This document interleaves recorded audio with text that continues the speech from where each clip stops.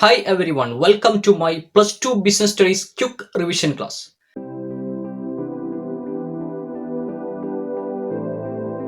കഴിഞ്ഞ ക്ലാസ്സുകളിൽ നമ്മൾ പ്ലസ് ടു ബിസിനസ് സ്റ്റഡീസിലെ ഫസ്റ്റ് ലെസൺ 1 മുതൽ ലെസൺ 3 വരെയുള്ള കാര്യങ്ങൾ നമ്മൾ ഡിസ്കസ് ചെയ്തു. ഏതൊക്കെയാണ് ഫോക്കസ് ഏരിയ എന്നും അതുപോലെ തന്നെ ഈ വർഷത്തെ മോഡൽ ക്വസ്റ്റ്യൻ പേപ്പറിൽ വന്ന ക്വസ്റ്റ്യൻസ് ഏതാണെന്നും അതിന്റെ ആൻസർ നമ്മൾ ഡിസ്കസ് ചെയ്തു.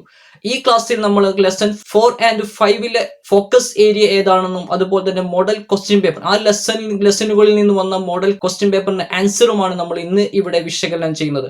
കഴിഞ്ഞ ക്ലാസ് കാണാത്തവർ നിർബന്ധമായും ആ ക്ലാസ് കണ്ട് അതിന്റെ ക്വിക്ക് റിവിഷൻസ് എങ്ങനെയാണ് ചെയ്യുക എന്നുള്ള കാര്യം നിങ്ങൾ മനസ്സിലാക്കണമെന്ന് ഓർമ്മപ്പെടുത്തുന്നു. നമുക്ക് നേരെ ക്ലാസ്സിലോട്ട് പോവാം. ലെസൺ 4 എന്ന് പറയുന്നത് പ്ലാനിംഗ് എന്ന ലെസൺ ആണ്. പ്ലാനിംഗ് എന്ന ലെസണിൽ ഫോക്കസ് ഏരിയ ആകെ 3 ടോപ്പിക് മാത്രമാണ് ഫോക്കസ് ഏരിയയിൽ വരുന്നുള്ളൂ. 1 ഫീച്ചേഴ്സ് ഓഫ് പ്ലാനിംഗ് ആണ്, 2 സ്റ്റെപ്സ് ഓഫ് പ്ലാനിംഗ് ആണ്, 3 ടൈപ്സ് ഓഫ് പ്ലാൻസ്. ഇങ്ങനെ 3 ടോപ്പിക് മാത്രമാണ് ഈ ലെസണിൽ നിന്ന് ഫോക്കസ് ഏരിയയിൽ കൊടുത്തിരിക്കുന്നത്. അപ്പോൾ ഫസ്റ്റ് നമുക്ക് നോക്കാം features of planning. Features of planning പഠിക്കുക. നിങ്ങൾ ഒരു സിമ്പിൾ കോഡ് പഠിച്ചു വെക്കുക. FMCPDGP എന്ന കോഡ് പഠിച്ചു വെച്ചാൽ നിങ്ങൾക്ക് ഫീച്ചേഴ്സ് ഓഫ് പ്ലാനിംഗ് എളുപ്പമായിട്ട് പഠിക്കാൻ കഴിയും. FMCPDGP finance minister call police department head DGP. ഈ സെന്റൻസ് നിങ്ങളുടെ കയ്യിലുണ്ടെങ്കിൽ പ്ലാനിങ്ങിന്റെ ഫീച്ചേഴ്സ് ആയി. എന്താണ് എഫ് എന്ന് നോക്കാം. ഫസ്റ്റ് എഫ് ആണ്. F means planning is futuristics. Planning ഭാവി സംബന്ധമായതാണ്. M means planning is a mental activity. Planning എന്ന് പറയുന്ന ഒരു ബുദ്ധിപരമായ പ്രക്രിയയാണ്. എം ആയി. C means planning is a continuous process. Planning എന്ന് പറയുന്നത് തുടർച്ചയായ പ്രക്രിയയാണ്. മീൻസ് നെവർ എൻഡിങ് പ്രോസസ് ആണ്. ദെൻ നമ്മൾ പറഞ്ഞത് എഫ് പറഞ്ഞു ഫ്യൂച്ചറിസ്റ്റിക്സ് ആണ്. M planning is a mental exercise. Then നമ്മൾ പറഞ്ഞത് സി ആണ് ഫിനാൻസ് മിനിസ്റ്റർ കോൾ. സി ആണ്. C means planning is a continuous process. Next നമ്മൾ പറഞ്ഞത് പി ആണ് പോലീസ് ഡിപ്പാർട്ട്മെന്റ് ഹെഡ് എന്ന് പറഞ്ഞ പി ആണ് നമ്മൾ ഇവനെ പറഞ്ഞത് planning is A pervasive. Planning എന്ന് പറയുന്നത് എന്താണ്? സർവ്വവ്യാപിയാണ്. അപ്പൊ planning is pervasive. Then DGP എന്നുള്ള നെക്സ്റ്റ് 3 പോയിന്റ് പഠിച്ചു. Planning is D means planning involves decision making. Planning എന്ന് പറയുന്നത് തീരുമാനമെടുക്കലുണ്ട്. പ്ലാനിങ്ങിൽ എന്തുണ്ട്? തീരുമാനമെടുക്കലുണ്ട്. Then next G means planning is goal oriented. Then last P means planning is a primary functions. F means futuristics. M means mental exercise. C means continuous process. P means planning is pervasive. Then DGP. D means planning involves decision making. G means planning is goal oriented. Then last P means planning is a primary functions. FMCPDGP എന്ന് പഠിച്ചു വെച്ചാൽ നിങ്ങൾക്ക് എന്ത് കിട്ടി? Futures of planning കിട്ടി. Just sentence ആക്കി മനസ്സിലാക്കി വെക്കുക. Finance minister. F means finance minister. C call. P means police department head DGP. ഈ സെന്റൻസ് പഠിച്ചാൽ നിങ്ങൾക്ക് എന്ത് കിട്ടി? ഫ്യൂച്ചേഴ്സ് ഓഫ് പ്ലാനിങ് കിട്ടി. അപ്പൊ ഫ്യൂച്ചേഴ്സ് ഓഫ് പ്ലാനിങ് മനസ്സിലായിട്ടുണ്ടാവും വിചാരിക്കുന്നു. നമുക്ക് നെക്സ്റ്റ് ടോപ്പിക്കിലേക്ക് പോകാം. നെക്സ്റ്റ് ടോപ്പിക് ഇതിൽ നിന്ന് വന്നിരുന്നത് എന്തായിരുന്നു? സ്റ്റെപ്സ് ഓഫ് പ്ലാനിങ് ആണ്. സ്റ്റെപ്സ് 7 സ്റ്റെപ്സ് ആണ് പ്ലാനിങ്ങിനുള്ളത്. അത് നിങ്ങൾ അതുപോലെ തന്നെ പഠിച്ചു വെക്കണം. അതിന് സിമ്പിൾ ആയിട്ട് നമ്മൾ കോഡ് പഠിക്കുക. SDI ESI then F. SDI ESI F. SDI 3 letter, ESI 3 letter, then F 1 letter. Therefore total 7 steps ആണ് പ്ലാനിങ്ങിനുള്ളത്. S means setting objectives. G means developing planning premises. SDI എന്നാണ് നമ്മൾ പറഞ്ഞത്. Second means identifying alternatives. Then ESI identifying alternatives കഴിഞ്ഞാൽ then evaluation of alternatives. Then S means selecting the best alternatives. Then I means implementation of plan. Last F means follow up. അപ്പോൾ SGI ESI F എന്നുള്ള code നിങ്ങൾ പഠിച്ചു വെച്ചാൽ നിങ്ങൾ steps of planning കിട്ടി. Steps of planning എന്താണ്? Setting objectives, developing planning premises, identifying alternatives, evaluation of alternatives, selecting the best alternatives, then implementation of plan. The last step follow up.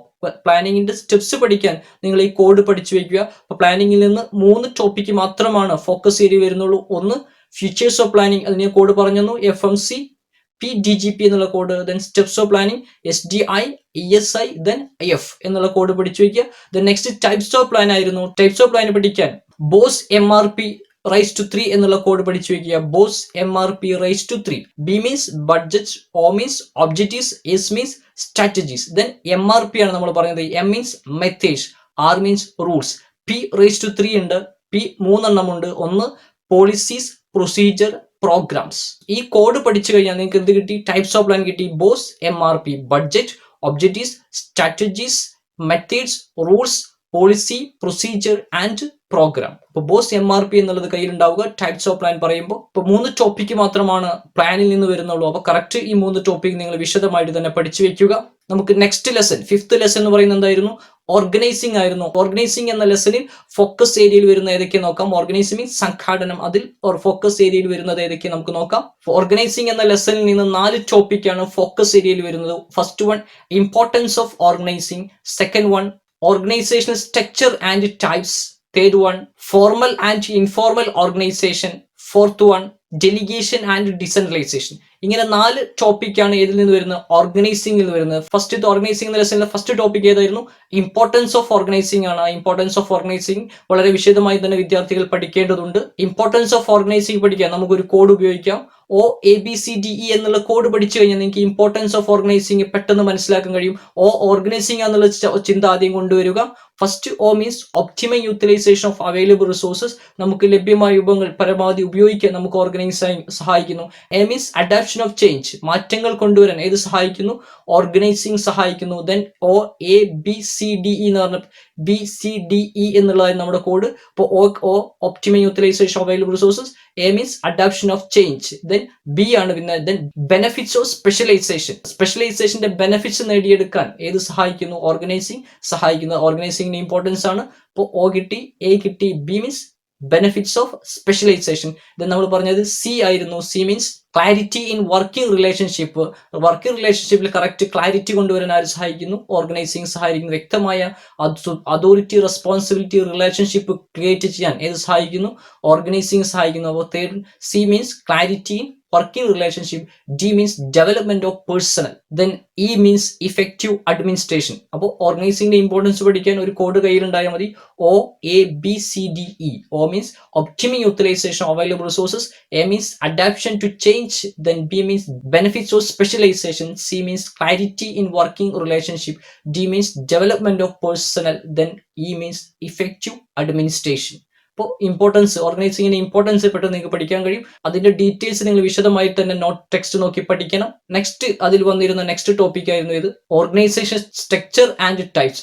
Organisation structure എന്നാലും അതിന്റെ ടൈപ്സും അത് എത്ര തരത്തിലുണ്ട് എന്നുള്ളതായിരുന്നു next focus ഏരിയയിൽ വന്ന ക്വസ്റ്റ്യൻ. അപ്പോൾ നിങ്ങൾ ഓർഗനൈസേഷൻ സ്ട്രക്ചർ എന്താണെന്ന് പഠിക്കണം, അതിന്റെ ടൈപ്സും നിങ്ങൾ പഠിക്കണം. 2 തരത്തിലുണ്ട് ഓർഗനൈസേഷൻ സ്ട്രക്ചർ. ഫംഗ്ഷൻ സ്ട്രക്ചറും ഉണ്ട്, ഡിവിഷൻ സ്ട്രക്ചറും ഉണ്ട്. ആ ഫംഗ്ഷൻ സ്ട്രക്ചർ എന്താണെന്നും അതിന്റെ ഗുണങ്ങൾ എന്തൊക്കെയാണെന്നും ഡിവിഷൻ സ്ട്രക്ചർ എന്താണെന്നും അതിന്റെ ഗുണങ്ങൾ എന്തൊക്കെയാണെന്നുള്ളത് നിങ്ങൾ കറക്റ്റ് പഠിച്ചു വെക്കണം. നെക്സ്റ്റ് അതിൽ നിന്ന് വന്നിരുന്ന 3ാമത്തെ ടോപ്പിക് ഫോർമൽ ഓർഗനൈസേഷനും ഇൻഫോർമൽ ഓർഗനൈസേഷൻ ആയിരുന്നു. 2 തരത്തിലുള്ള ഓർഗനൈസേഷൻ ഉണ്ട്, നിങ്ങൾക്ക് അറിയാം, ഫോർമലും ഇൻഫോർമൽ. അപ്പോൾ ഫോർമൽ ഓർഗനൈസേഷൻ എന്താണ്, അതിന്റെ ഗുണങ്ങൾ എന്താണ്, what are the advantage and disadvantage, അതിന്റെ മെറിറ്റ്സും ഡിമെറിറ്റ്സും അത് നിങ്ങൾ നോക്കി വെക്കണം. അതുപോലെ തന്നെ ഇൻഫോർമേഷൻ ഓർഗനൈസേഷൻ എന്താണ്, അതിന്റെ മെറിറ്റ്സ് എന്താണ്, ഡിമെറിറ്റ്സ് എന്താണ് വിശദമായി തന്നെ നിങ്ങൾ പഠിച്ചിരിക്കണം. ആ ടോപ്പിക്ക് പ്രധാനപ്പെട്ടതാണ്. നെക്സ്റ്റ് അതിൽ വന്നിരുന്നതാണ് എന്ത്? Delegation and decentralisation. ഡെലിഗേഷൻ അതിന്റെ എലമെന്റ്സ്, ഇമ്പോർട്ടൻസ്, അതുപോലെ തന്നെ ഡിസെൻട്രലൈസേഷൻ അതിന്റെ importance, then difference between delegation and decentralisation. ഇത്തരം ടോപ്പിക്ക് നിങ്ങൾ ഡെലിഗേഷനും ഡിസെൻട്രലൈസേഷനുമായി ബന്ധപ്പെട്ട് പഠിക്കണം. വിദ്യാർത്ഥികൾ കൺഫ്യൂഷൻ ഉണ്ടാക്കുന്ന 2 വാക്കാണ് ഡെലിഗേഷനും ഡിസെൻട്രലൈസേഷനും. ഡെലിഗേഷൻ എന്ന് പറയുന്ന അധികാരം ഏൽപ്പിക്കലാണ്, ഡിസെൻട്രലൈസേഷൻ എന്ന് പറയുന്ന അധികാരം കൈമാറലാണ്. അപ്പൊ അധികാരം ഏൽപ്പിക്കുന്നതും അധികാരം കൈമാറുന്നതിലും വ്യത്യാസമുണ്ട് എന്നൊരു കാര്യം ആദ്യം മനസ്സിലാക്കുക. ഡെലിഗേഷൻ ഡിസെൻട്രലൈസേഷൻ ഞാനൊരു ചെറിയ എക്സാമ്പിളിലൂടെ വിശദമാക്കാം. ഗൾഫിലുള്ള അച്ഛൻ +2 കൊമേഴ്സിൽ പഠിക്കുന്ന മകനെ വിളിച്ച് പറയുന്നു, ഇന്ന് നമ്മുടെ വീട്ടിലേക്ക് ഒരു ഗസ്റ്റ് വരുന്നുണ്ട്, നീ വീട്ടിലേക്ക് ആവശ്യമായ എല്ലാ സാധനങ്ങളും നീ പുറത്തുപോയി വാങ്ങിച്ചു കൊടുക്കണമെന്ന് പറയുന്നു.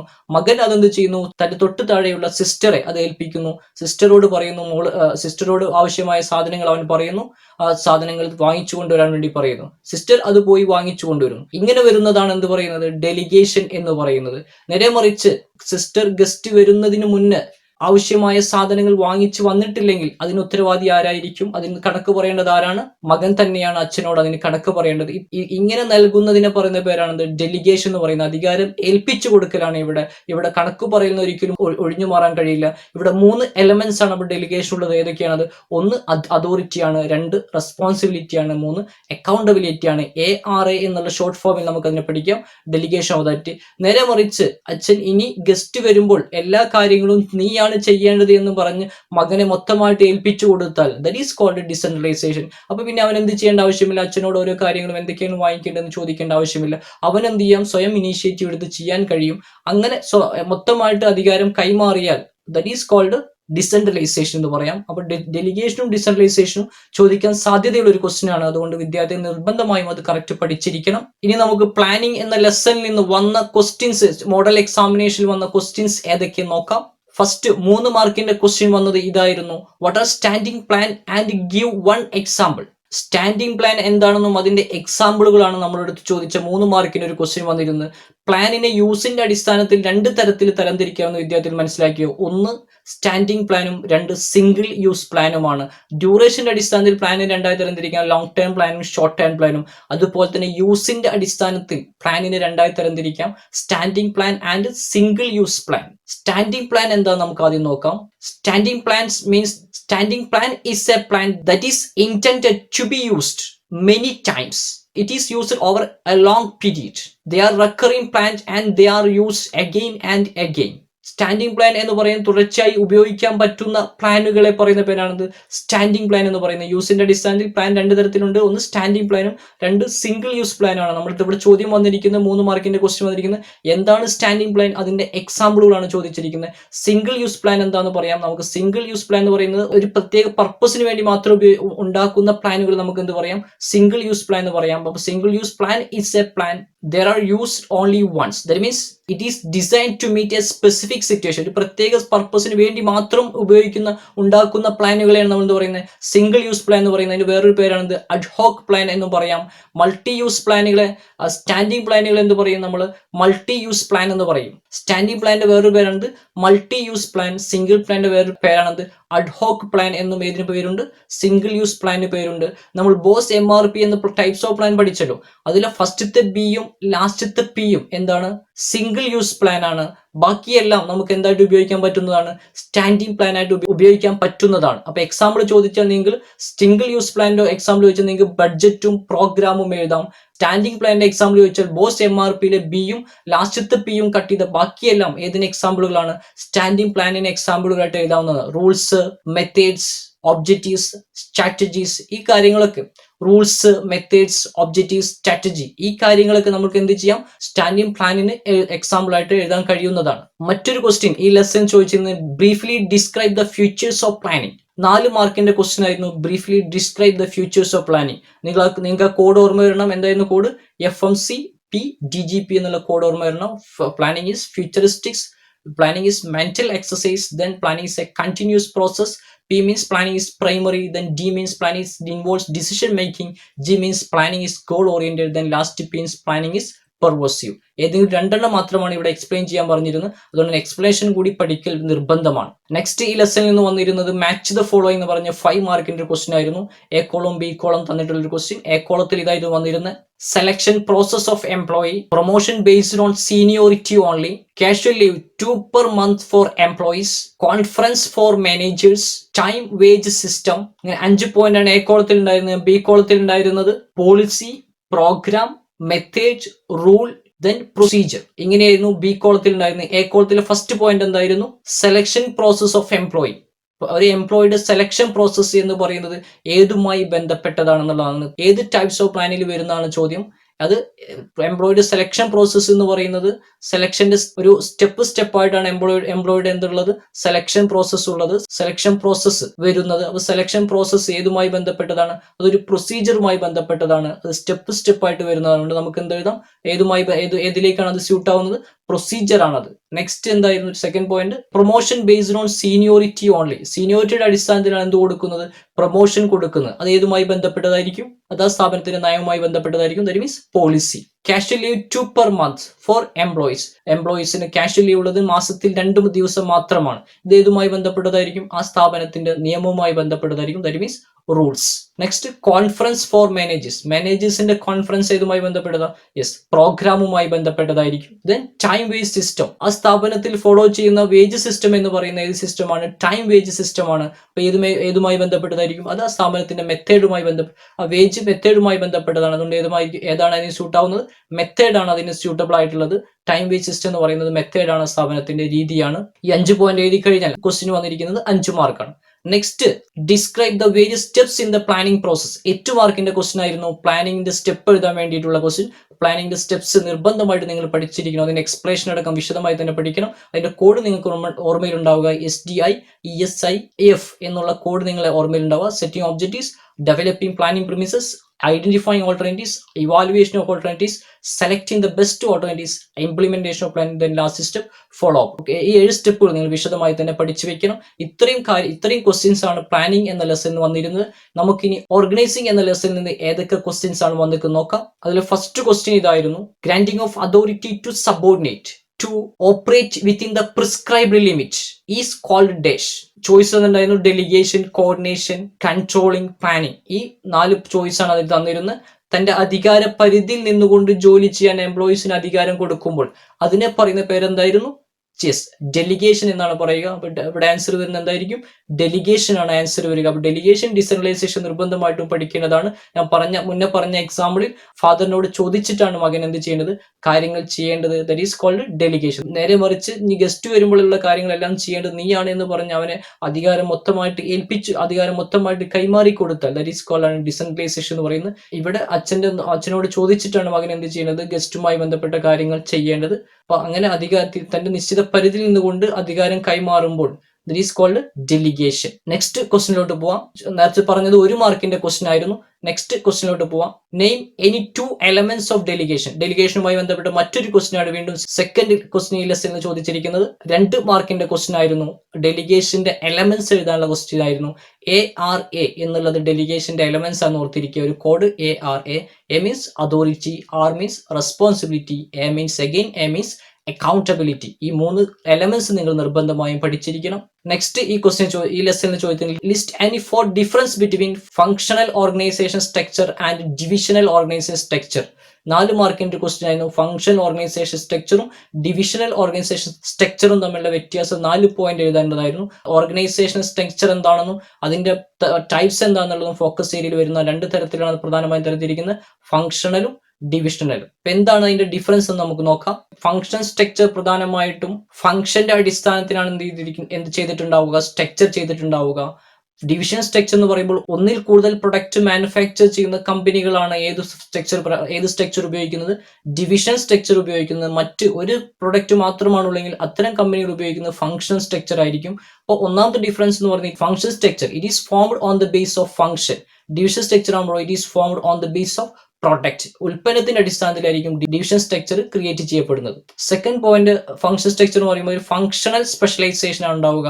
അപ്പുറത്ത് എന്തായിരിക്കും, ഒരു പ്രൊഡക്റ്റ് സ്പെഷ്യലൈസേഷൻ ആണ് ഉണ്ടാവുക. ഉൽപ്പന്നത്തിനാണ് അവിടെ പ്രാധാന്യമുള്ളത്. ആ ഉൽപ്പന്നത്തിന്റെ അടിസ്ഥാനത്തിലാണ് എന്ത് ചെയ്യുക, സ്ട്രക്ചർ ക്രിയേറ്റ് ചെയ്യപ്പെടുന്നത്. തേർഡ് പോയിന്റ് എന്ന് പറയുന്നത് ഫങ്ഷൻ സ്ട്രക്ചർ ആകുമ്പോൾ difficult to fix responsibility on department because it is ഇന്റർഡിപെൻഡന്റ്.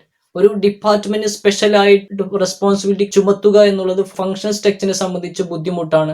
എന്നാൽ ഡിവിഷൻ സ്ട്രക്ചറിനെ സംബന്ധിച്ച് പ്രൊഡക്റ്റ് വൈസ് ആണ് എന്ത് ചെയ്തിരിക്കുന്നത്, സ്ട്രക്ചർ ചെയ്തിരിക്കുന്നത്. അതുകൊണ്ട് റെസ്പോൺസിബിലിറ്റി ഡിപ്പാർട്ട്മെന്റ് ചുമത്താൻ വളരെ ഈസി ആയിരിക്കും. Easy to fix responsibility on department. പിന്നെ ഫങ്ഷൻ സ്ട്രക്ചർ എന്ന് പറയുമ്പോൾ it is very difficult for a multi product company. ഒന്നിൽ കൂടുതൽ പ്രൊഡക്റ്റുകൾ ഉത്പാദിപ്പിക്കുന്ന കമ്പനിയെ സംബന്ധിച്ച് ഫങ്ഷൻ സ്ട്രക്ചർ ഡിഫിക്കൽട്ട് ആണ്. അപ്പുറത്താണെങ്കിൽ ഇറ്റ് ഈസ് വെരി ഈസി ആണ്. കാരണം ഡിവിഷൻ സ്ട്രക്ചർ പ്രൊഡക്റ്റിന്റെ അടിസ്ഥാനത്തിലാണ്. അതുകൊണ്ട് ഇറ്റ് ഈസ് വെരി ഈസി ആണ്. ഫങ്ഷൻ സ്ട്രക്ചർ എന്ന് പറയുന്നത് മോർ ഇക്കണോമിക്കൽ ആണ്. അപ്പുറത്ത് ഡിവിഷൻ സ്ട്രക്ചർ എന്ന് പറയുന്നത് ഒന്നുകൂടി കോസ്റ്റ്ലി ആണ്. മറ്റൊരു ക്വസ്റ്റ്യൻ ഈ ലെസണിൽ വന്നിരുന്നത് draw A chart showing division structure of N organisation. 5 മാർക്കിന്റെ ഒരു ക്വസ്റ്റ്യൻ ആയിരുന്നു. ഡിവിഷൻ സ്ട്രക്ചറിന്റെ ഒരു ഫ്ലോ ചാർട്ട് ഷോ ചെയ്യാനുള്ള ഒരു ക്വസ്റ്റ്യൻ ആയിരുന്നു. അപ്പോൾ ഡിവിഷൻ സ്ട്രക്ചർ എന്ന് പറയുന്നത് പ്രൊഡക്റ്റിന്റെ അടിസ്ഥാനത്തിലാണെന്ന് നിങ്ങൾക്കറിയാം. നമുക്ക് ജസ്റ്റ് ഒരു എക്സാമ്പിളിന് വേണ്ടി ഡിവിഷൻ സ്ട്രക്ചർ വരയ്ക്കാം. ഫോർ എക്സാമ്പിൾ, ഒരു കമ്പനി കോസ്മെറ്റിക്സ് ഉണ്ട്, മെഡിസിൻ ഉണ്ട്, ടെക്സ്റ്റൈൽസ് ഉണ്ട്, ദെൻ ഫുട്വെയർ ഉണ്ട്. ഇങ്ങനെ 4 പ്രൊഡക്റ്റുകൾ ഉത്പാദിപ്പിക്കുന്ന കമ്പനിയാണെന്ന് വിചാരിക്കുക. മാനേജിംഗ് ഡയറക്ടർക്ക് താഴെ 4 ഡിപ്പാർട്ട്മെന്റ് വരുന്നു. ഏതിനൊക്കെയുള്ളത്, കോസ്മെറ്റിക്സിനുള്ളത്, മെഡിസിനുള്ളത്, ടെക്സ്റ്റൈൽസിനുള്ളത്, ഫുട്വെയറിനുള്ളത് 4 ഡിപ്പാർട്ട്മെന്റുകൾ വരുന്നു. ആ 4 ഡിപ്പാർട്ട്മെന്റിനും താഴെ എന്ത് വരുന്നു, ഫങ്ഷൻസ്, അവരുമായി ബന്ധപ്പെട്ട ഫങ്ഷൻസ് വരുന്നു. ഇങ്ങനെയാണ് ഡിവിഷൻ സ്ട്രക്ചർ ഉണ്ടാവുക. Production, purchase, marketing, finance. Production department, purchase department, marketing department, finance department. അതുപോലെ എല്ലാ പ്രൊഡക്റ്റിനും എന്ത് വരുന്നു, പ്രൊഡക്ഷനും പർച്ചേസും മാർക്കറ്റിംഗും ഫിനാൻസ് വരുന്നു. ഇങ്ങനെ കൊണ്ടുപോകുന്ന സ്ട്രക്ചർ ആണ് ഏത്, ഡിവിഷണൽ സ്ട്രക്ചർ എന്ന് പറയുന്നത്. അപ്പൊ ഇന്ന് നമ്മൾ ഡിസ്കസ് ചെയ്ത് +2 ബിസിനസ് സ്റ്റഡീസിലെ 4th ഉം 5th ലെസൺ ആയിരുന്നു. 4th ലെസൺ ആയ പ്ലാനിങ്ങും ഫിഫ്ത്ത് ലെസൺ ആയ ഓർഗനൈസിംഗുമാണ് ഇന്ന് നമ്മൾ ഡിസ്കസ് ചെയ്തത്. പ്ലാനിങ്ങിന്റെ പ്രധാനപ്പെട്ട ഫോക്കസ് ഏരിയ വരുന്ന 3 ടോപ്പിക് ആയിരുന്നു. അതുപോലെ തന്നെ ഓർഗനൈസിംഗിൽ വരുന്ന 4 ടോപ്പിക് ആയിരുന്നു. പ്ലാനിങ്ങിലെ 3 ടോപ്പിക്കും ഓർഗനൈസിംഗ് 4 ടോപ്പിക്കും വിദ്യാർത്ഥികൾ വളരെ വിശദമായി തന്നെ കറക്റ്റ് പഠിച്ചു വെക്കുക. നെക്സ്റ്റ് ക്ലാസ്സിൽ നമുക്ക് നെക്സ്റ്റ് ലെസന്റെ ഫോക്കസ് ഏരിയ ഏതെന്നും അതിൽ നിന്ന് വന്ന മോഡൽ ക്വസ്റ്റ്യൻ പേപ്പറിൽ വന്ന ക്വസ്റ്റ്യൻസ് ഏതാണെന്ന് നമുക്ക് ഡിസ്കസ് ചെയ്യാം. I hope that everyone understood this topic. We will meet again with the next topic with next class. Okay, bye. Thank you.